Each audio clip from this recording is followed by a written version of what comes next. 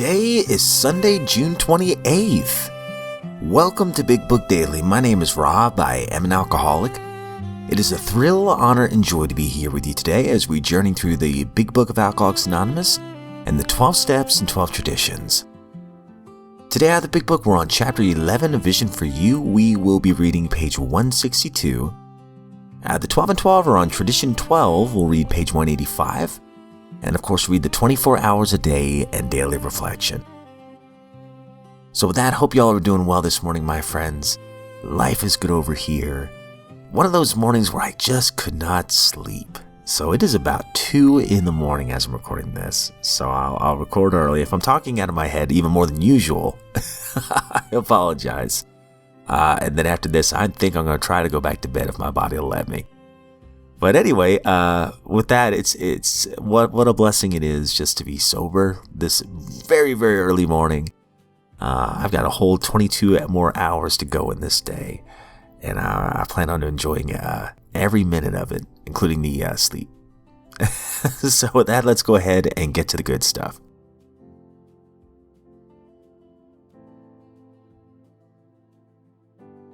All right, my friends, so if you recall from yesterday's reading, and actually just the last few days of reading for A Vision for You, we've been getting a recap of the origins of AA, and one of the last things we talked about yesterday was the good doctor, Dr. Silkworth. So we will read further on page 162. Every few days, this doctor suggests our approach to one of his patients. Understanding our work, he can do this with an eye to selecting those who are willing and able to recover on a spiritual basis. Many of us, former patients, go there to help. Then, in this eastern city, there are informal meetings such as we have described to you, where you may now see scores of members. There are the same fast friendships. There's the same helpfulness to one another as you find among our Western friends. There's a good bit of travel between East and West, and we foresee a great increase in this helpful interchange. Someday, we hope that every alcoholic who journeys will find a fellowship of Alcoholics Anonymous at his destination. To some extent, that is already true. Some of us are salesmen and go about. Little clusters of 2s and 3s and 5s of us have sprung up in other communities through contact with our 2 larger centers. Those of us who travel drop in as often as we can. This practice enables us to lend a hand, at the same time avoiding certain alluring distractions of the road about which any traveling man can inform you. Thus we grow, and so can you, though you be but one man with this book in your hand. We believe and hope it contains all you need to begin.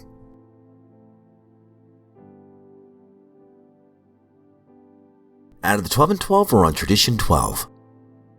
Anonymity is the spiritual foundation of all of our traditions, ever reminding us to place principles before personalities. Page 185. As the AA groups multiplied, so did anonymity problems. Enthusiastic over the spectacular recovery of a brother alcoholic, we'd sometimes discuss those intimate and harrowing aspects of his case meant for his sponsor's ear alone. The aggrieved victim would then rightly declare that his trust had been broken. When such stories got into circulation outside of AA, the loss of confidence in our anonymity promise was severe. It frequently turned people from us. Clearly, every AA member's name, and story too, had to be confidential if he wished.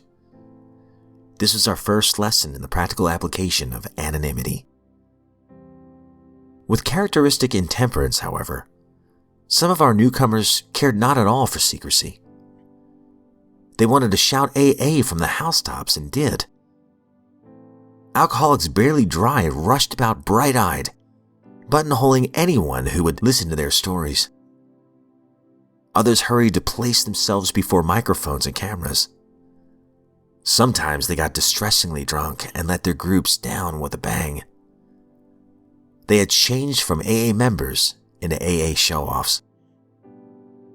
This phenomenon of contrast really set us thinking.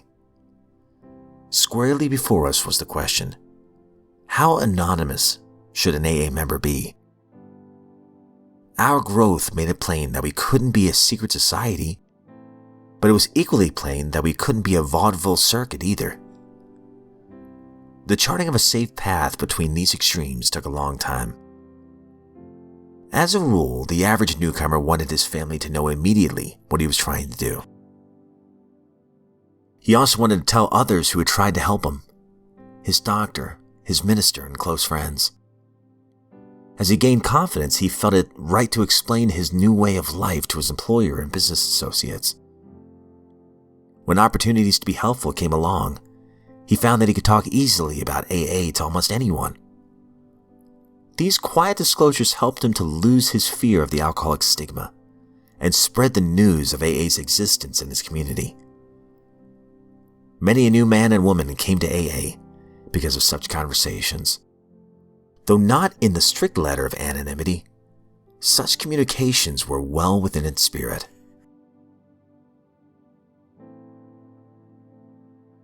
"24 hours a day, June 28th. AA thought for the day. You can prove to yourself that life is basically and fundamentally an inner attitude. Just try to remember what troubled you most a week ago. You'll probably find it difficult to remember. Why then should you unduly worry or fret over the problems that arise today?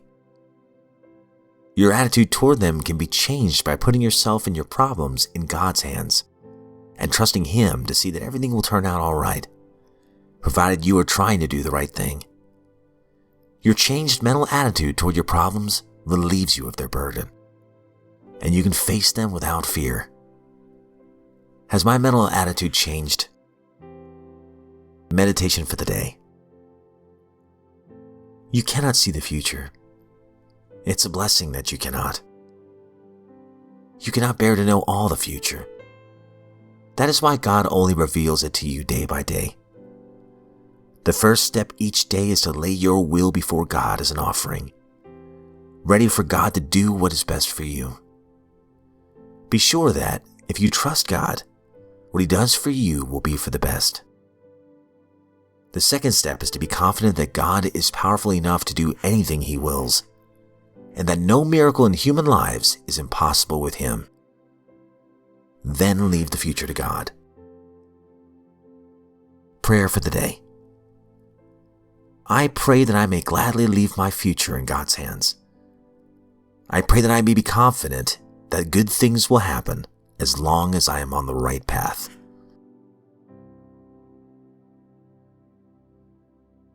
Daily Reflection, June 28th. The determination of our founders. A year and 6 months later, these three had succeeded with 7 more. Alcoholics Anonymous, page 159. If it had not been for the fierce determination of our founders, AA would have likely faded like so many other so-called good causes. I look at the hundreds of meetings weekly in the city where I live, and I know that AA is available 24 hours a day. If I had had to hang on with nothing but hope and a desire not to drink, experiencing rejection wherever I went, I would have sought the easier, softer way and returned to my previous way of life.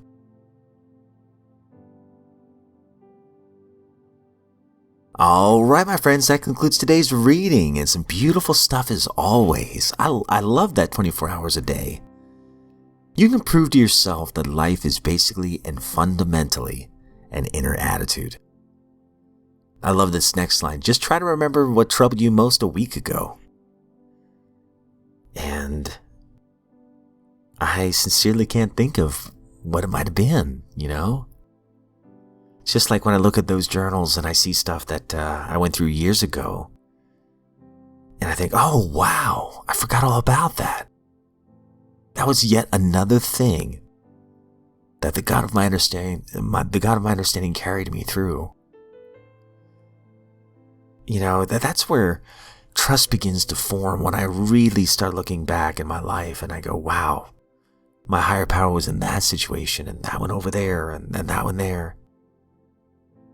Instead of looking back at all the things that I had done, all the guilt and shame and remorse and everything, instead of focusing on that so much, I focus on, wow, look what my higher power has done. And then today I can focus on, I'm sober today. What am I going to do with these other, 21 and a half more hours of the day? What am I going to do with it? How can I express my gratitude today, right? Live another day sober. Well, one thing is to be of service. Another is to just thank my higher power. Slow down and enjoy this present, this gift of another day. I think of how so many people, and it's kind of a sad thought, but made plans last night and didn't wake up this morning. At the bare minimum, we got another day. And then I could think about the future in the sense that, wow, if sobriety is this good right now in my budding 40s, Lord willing, if I make it another 5-10 years, how much richer is it going to be? And I'm not saying that sobriety is all rainbows and sunshine, but I am saying that there's a difference between happiness and joy, at least my understanding of it. For me, I feel that joy is richer. Joy is something that I can experience even in the hard times, because joy is deeper in the sense that no matter what happens, I'm going to be okay. That I am capable of being loved and that I can love. It is finding that light even in the darkness. For me, that's joy. So how much more joy can I experience years from now if I'm still on this earth? It's exciting. I hear from old timers that have, 30, 40 years, and they are some of the most joyful people I know. And they all say, hey, this thing doesn't get old. It is so worth it. So that gives me hope for the future. So I've got the past and I see my higher power, the present I see my higher power, and the future is just a hope in my higher power. All thanks to just practicing these spiritual tools that have given me a closer relationship with my higher power. Beautiful stuff. But my friends, that's all we have time for this morning. I'm going to go back to bed here in a minute. But it's always an honor to be here and a privilege. And please know, as always, I don't speak on behalf of AA, NA, Al-Anon, any other sect. I am just a joyful drunk in this lifeboat of recovery. Honored to be here today. And if we're given another set in 24 hours, I sincerely look forward to seeing you right back here tomorrow.